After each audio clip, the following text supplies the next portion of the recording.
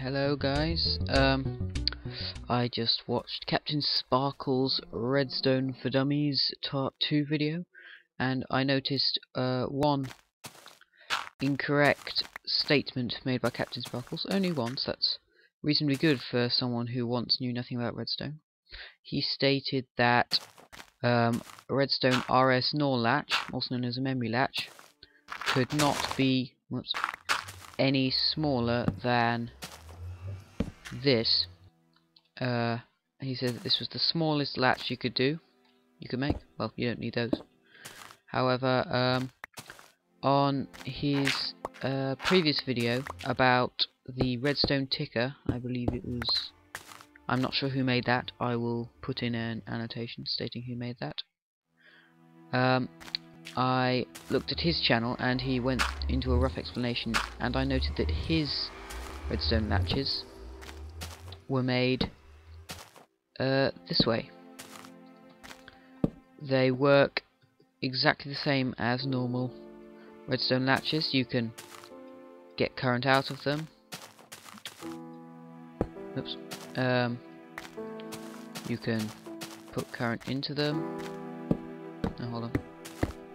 If you put, the best way to get current in is by putting a redstone repeater in, because redstone repeaters only accept current from one direction,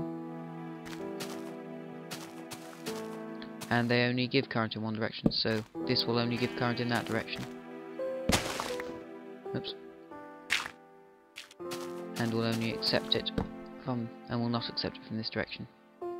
So see, this redstone wire here isn't lit up. Well, an explanation of how this specific latch works. The redstone torch gives power to all blocks around it apart from the one it's on, and it will, as a result, give power to this redstone repeater, which gives power to this block.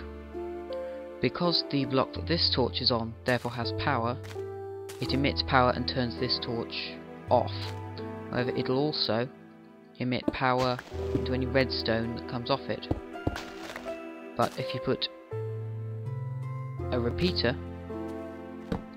then the redstone behind the repeater will not receive that current. So it's less confusing that way. Anyway, I also made a slightly a version of Captain Sparkle's redstone safe using the new trapdoor. Of course, there are two flaws with this design, in that you can lower the trapdoor manually, and that the door can be opened by destroying that block of redstone there.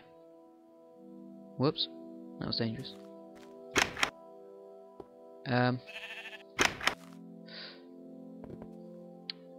So yeah, that will just reset the state of this, unless the code was input correctly, which I haven't input it.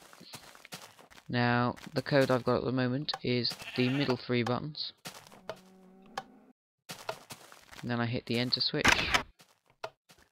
to give me access to my cake, and then I have an emergency switch in here which raises the bridge and closes the door. This is not permanent, as you can reverse it. However, the switch at the end here does the same thing, but permanently. Now I will show you the workings of the system. The 5 middle buttons all give an output that is connected to the redstone latch that I showed you recently, and another another good part of this design is that they can be placed next to each other, whereas other redstone latches, for instance the one shown in Mr. Sparkle's video, they cannot be placed side by side. Oops. Because the redstone would join up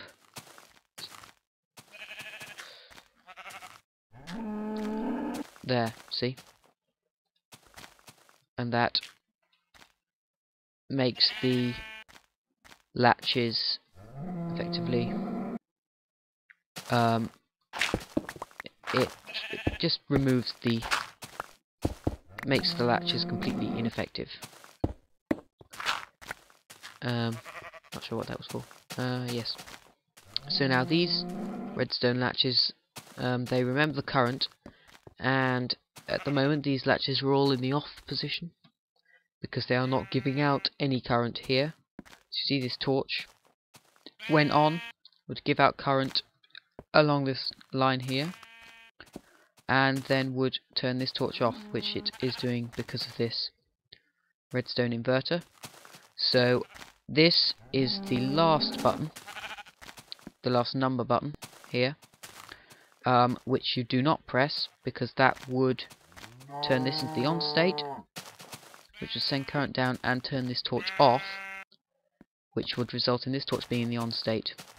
And then no matter what other combination you put in, this torch will always remain off, and this torch will always remain off, as will this torch, so this latch will never reverse its state and then open the redstone wire. These are many AND gates. Each one is connected to one or two of the number keys. This is connected to the first two number keys.